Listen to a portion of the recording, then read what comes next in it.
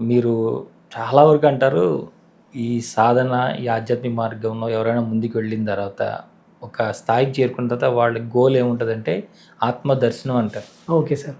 ఈ ఆత్మదర్శనం అంటే ఏంటి? అలాంటి దానికోసం ప్రయత్నం చేశారా మీరు? నేను వాటి గురించి ఎక్కువ ప్రయత్నం చేయలే కానీ హ్మ్. నాకు ఆ సెల్ఫ్ ఎక్స్పీరియన్స్ జరిగింది సార్ ఇంట్లో. హ్మ్. అంటే ఎట్లుంటుందంటే మన సాధన చేసినప్పుడు ఏమవుతుందంటే మన బాడీలో మనకి ఎప్పుడైతే బ్రహ్మరంధ్రం ఓపెన్ అయినప్పుడు ఎనర్జీ వస్తుంది కదా సార్. హ్మ్. ఈ ఎనర్జీ అయినప్పుడు ఒక్కొక్క బాడీ శుద్ధి జరుగుతూ ఉంటుంది. 7 బాడీస్ ఉంటాయి కదా సార్. మనకు నాడీ వ్యవస్థ మొత్తం శుద్ధి జరిగినాక హ్మ్. ఎప్పుడైతే ఎనర్జీ లోపలికి అయినప్పుడు శక్తి మొత్తం తిరుగుతూ ఉంటుంది. హ్మ్. అంటే బాడీలో లోపల శక్తి తిరుగుతూ ఉంటుంది. హ్మ్. తిరిగినప్పుడు తిరిగి ఒకేసారి ఏమైతే ఆగిపోయి ఉంటుంది. అప్పుడు సోల్ బయటకు వస్తుంది.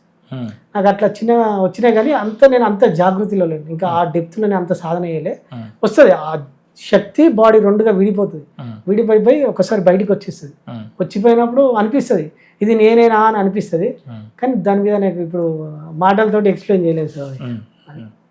ఈ కాస్మిక్ ఎనర్జీ మీ లోపలికి వెళ్ళడం ఇవన్నీ మీకు తెలుస్తుంది. నేను ఎప్పుడు జాగృతిలో ఉంటాను. ఇప్పుడు నాకు ఇప్పటికి కూడా వచ్చేస్తుంది. హ్మ్. నేను జాగృతిలో ఉంటాను. హ్మ్. ఇట్లా దారుణ ఇట్లా మన వర్షం పడ్డట్టు కుండపోతే వర్షం పడుతుంది కదా సార్. హ్మ్. ఆ వర్షం ఇట్లా ఇట్లా లోపల ఇట్లా ఎన్ని పుస్తకం ఇట్లా క్లియర్గా కనబడుతుంది. హ్మ్. ఇప్పుడు మన శ్వాస వ్యవస్థ ఉంటుంది కదా సార్. ఆ. శ్వాస ఎట్లా వస్తుంది ఒక రిధం ఉంటుంది కదా సార్. హ్మ్. ఆ రిధం ఎట్లుంటుందో ఇట్లా దార వచ్చేస్తూ ఉంటుంది. ఇట్లా హ్మ్. ఆ దార క్లియర్గా ఉంటుంది. ఇప్పుడు నేను డ్యూటీలో ఉన్నప్పుడు కూడా ఎప్పుడు నేను మైండ్ మీద నా దృష్టి ప్రపంచం మీద ఉండదు, హ్మ్. దీని మీద ఉంటుంది. హ్మ్. ఇక్కడ గేమ్ ఆడుతుందా మైండ్, గేమ్ ఆడితే చాలు హ్మ్. థాట్ వచ్చిందంటే నేను దానికి విడేసిపోతాను. హ్మ్. పుట్టుకని గుర్తిస్తా, క్షణంలో జాగృతం అవుతా. హ్మ్. అపస్మారక స్థితి స్మారక స్థితి రెండు వస్తుంది. హ్మ్. ఇటు పోయినప్పుడు మళ్ళీ గుర్తొస్తా. అంటే స్టార్టింగ్లో సాధన చేసిన కొద్దీ జాగృతి సాక్షి నాకు మేడం బాగా సాక్షి జాగృతి అనేది చిన్నప్పటి సంది అంటే సాధనలోకి వచ్చే ప్రాథమిక దశ సంది నాకు ఒక 1000 సార్లు నూరిసిపోయింది నాకు. ఇక్కడ హ్మ్. సాక్షి జాగృతి అనేది నా మైండ్లో నాటుకపోయింది వృక్షం లెక్క. హ్మ్. అది పేరుకపోయి ఇక్కడ ఉన్నది పతాక స్థాయిలో ఉంది. హ్మ్. జస్ట్ మాట్లాడుతున్నానా తేడా వస్తుందా మళ్ళీ నేను జాగృతం అయితేనే ఉంటాను. హ్మ్. ఇప్పుడు నేను ఎవ్రీథింగ్ ఇప్పుడు నా చేయి కదులుతుంది, నేను మాట్లాడుతున్నా, ఈ రెండింటికి మళ్ళీ ఏమి జరుగుతున్నా, నా మాట మాట్లాడుతుంది ఏం జరుగుతుంది, వీటికి మళ్ళీ సాక్షిభావన ఉంటుంది సార్. ఈ చక్రాలు ఇవన్నీ ఏంటి? ఇది యాక్టివేషన్స్ అంటారు, మూలాధారం అంటారు. చక్రాలు మన స్థితిని తెలియజేస్తాయి సార్. ఒక్కొక్క చక్ర ఒక్కొక్క స్థితి చేస్తాయి. నేను వాటి మీద దృష్టి పెట్టలేదు సార్. అల్టిమేట్ నేను సాధన మీదే ఎక్కువ ఫోకస్ చేసేది. అంటే మరి లోపలికి వెళ్ళినటువంటి శక్తి ఏ విధంగా ప్రభావితం చూపిస్తుంది మన పైన?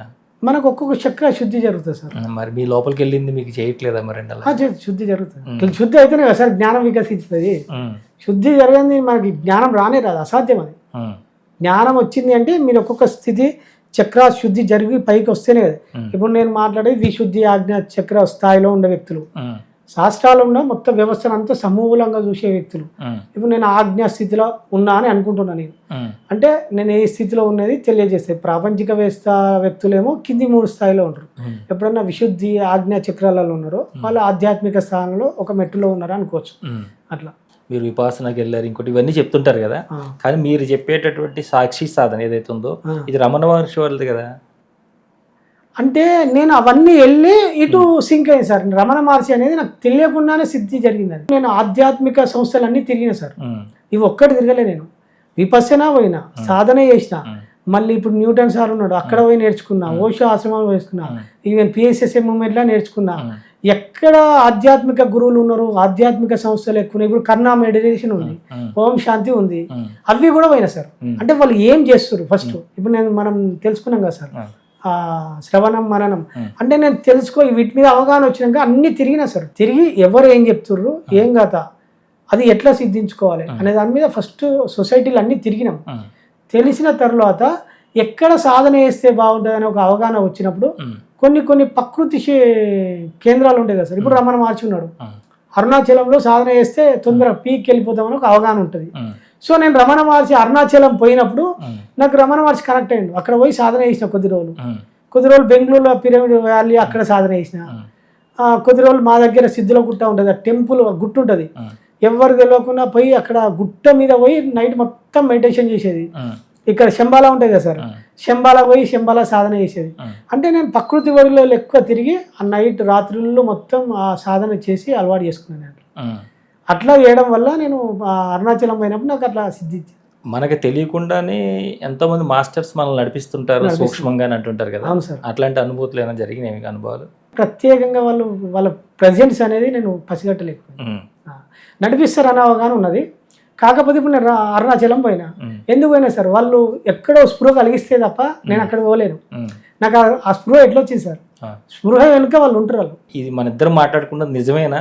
100% నిజము. ఉమ్. కానీ వాస్తవం వేరే ఉంటుంది. ఏంటి వాస్తవం ఏంటి, నిజం ఏంటి? ఇప్పుడు నిజం అంటే ఎట్లుంటుంది అంటే, ఇప్పుడు నిజం సూర్యుడు ఉదయించిండు, ఉమ్, అస్తమించిండు, ఉమ్. ఇది నిజం. ఉమ్, వాస్తవం సూర్యుడు అస్తమించడు, ఉదయించడు, ఉమ్, భూమి మీద తిరుగుతుంది. ఉమ్, సో ఇప్పుడు మీరు నేను మాట్లాడుకుంటా అనేది నిజం. ఉమ్, వాస్తవం మన తెర వెనుక నడిపించబడుతుంది అనేది నిజం. ఉమ్, అది వాస్తవం. ఉమ్, మన వెనుకాల మనని నడిపించి ఈ కార్యం ముందే డిజైన్ చేసి ఉమ్, ప్రణాళికను రచించి ఉమ్. ఈ ప్రణాళికలో ఎంతో మంది మాస్టర్ కారణమయ్యి ఉమ్, ఇది నడిపిస్తారు. కంటికి కనబడేది నిజం, ఉమ్, కంటికి కనబడింది వాస్తవం. ఉమ్. మనం చూడగలిగేది నిజం, ఆ. అబద్ధం కాదు. మళ్ళా భ్రమ కూడా కాదు. ఉమ్, భ్రమ అనేది విల్ చేసేది, మైండ్ క్రియేట్ చేసేది. ఆ.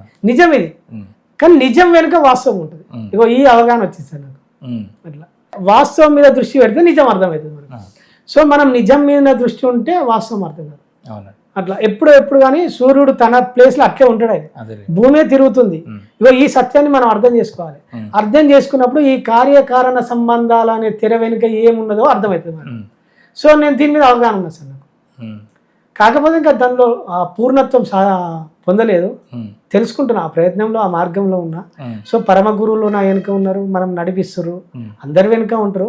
ఉమ్, పరమ గురువులు వాళ్ళ కృప ఉంటేనే మనం ఆధ్యాత్మిక మార్గంలో వస్తాం. ఇంకా గురువులు ఏం చెప్తారంటే, నేను ఎవరన్నా తెలుసుకోవాలని ఒక ప్రశ్న ఉత్పన్నం కావాలంటేనే ఉమ్, భగవంతుని కృప ఉండాలి, పరమ గురువుల కృప ఉండాలి. ఉమ్, వాళ్ళ కృప ఉంటేనే మన లోపల ప్రశ్న ఉదయించదట. ఆ, ఆ ప్రశ్న ఉదయిస్తేనే వాళ్ళ కృప ఉన్నట్టు. ఉమ్, ఇక వాళ్ళ కృప ఉంటేనే ఉదయించిందంటే మనం నడిపిస్తే వాళ్ళ లేరా సార్? ఉమ్, 100% వాళ్ళ కృప ఉండడం కాదు, వాళ్ళు నడిపిస్తున్నారు అనేది ఒక వాస్తవం ఉంది వేరే కాలం. ఆ, అది ఆ సత్యం అర్థమైతే జీవితం అర్థమైతే ఉమ్. హాయిగా ఉంటుంది ఇంకా.